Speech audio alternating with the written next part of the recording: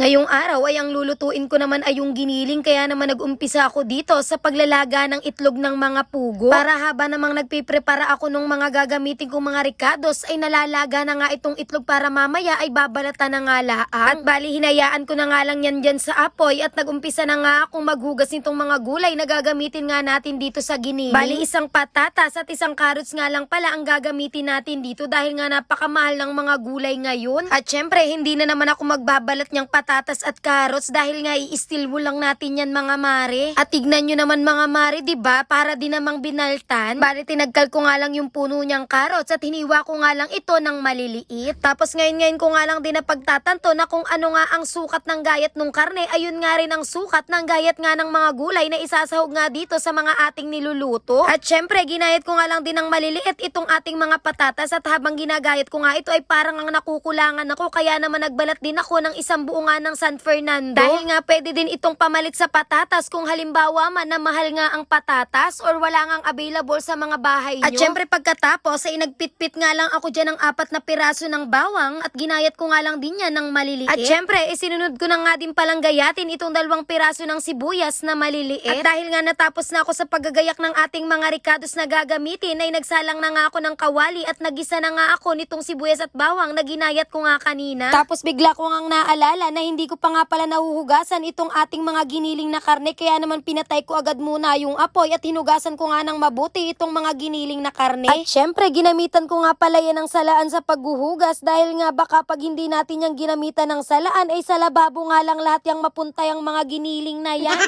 At nang matapos ko ang mahugasan itong mga giniling ay dinretso ka na nga agad dito sa ating kawali na may ginigisang ang sibuyas at bawang. At syempre naglagay na nga din pala ako dyan ng paminta at ilang piraso nga ng dahon ng laurel at pagkatapos ay hinalo-halo ko lang ang mga ito. At nung time na nag-iba na nga yung kulay ng karne ay nagdagdag naman ako ng toyo at kaunting oyster sauce. At syempre hinalo-halo ko lang ulit ng mga ito nang mapunta nga sa lahat ng bahagi ng karne yung mga ricados na inilagay natin. At pagkatapos ay inilagay ko na nga din pala itong mga San Fernando at saka nga yung carrots na ginayat natin kanina dahil nga matagal yang maluto. At ilang minuto nga lang ay isinunod ko na ding ilagay itong tomato sauce dito nga sa ating niluluto. At bali yan nga pala yung kalahati nung ginamit ko kahapon sa pagluluto ng menudo. At bali hinalo-halo ko nga lang yan ulit at pagkatapos ay naglagay naman ako ng 2 baso ng tubig. Dahil nga kailangan pa nating lutuin ng mabuti itong mga carrots at saka nga yung San Fernando. Kaya naman habang hinihintay ko ngang maluto yung mga gulay na isinahog natin dito sa ating niluluto ay nagpasya na nga muna akong balatan itong mga itlog ng pugo. At bali 20 piraso pala itong binili kong mga itlog ng pugo at nagkakahalaga nga ito ng 18 pesos. At syempre pagkatapos ko nga magbalat ng mga itlog ay tinignan ko nga kung pwede na nga itong ating niluluto. Chinek ko nga ito kung malambot na nga yung mga gulay. At dahil nakukulangan pa nga ako sa lasa ay nagdagdag nga ako dyan ng kaunting asin at naglagay din ako ng 1 kutsara ng asukal. Pagkatapos ay isinunod ko na nga din palang ilagay itong mga ginayat nating patatas. Sadyang hinuhuli nga yun dahil nga yun ay mabilis maluto. At syempre maglalagay nga din pala tayo mga mari dyan ng green peas. Nung una nga ang sabi ko ay kalahati nga lang ang ilalahok ko dahil nga malaki itong nabili ko. Pero nga nagbago ang isip ko at kako ay ilalahok ko nga na lahat at hindi naman siya ganun karamihan. At pagkatapos ko ang mailagay yung lahat ng mga gulay na isasahog ko ay hinalo-halo ko nga lang ito. Syempre ito nga pala ang panghuli nating ilalagay, yung mga itlog ng pugo. At sa totoo lang ay ngayon lang din talaga ako nagluto ng ganito, pero masasabi kong parang hindi lang ngayon yung first time. Dahil nga sabi ng kapatid ko ay ang sarap nga daw nitong pagkakaluto ko dito sa giniling. Sabi pa niya ay sira na naman ang diet niya, napakataray talaga, 13 years old nagda-diet.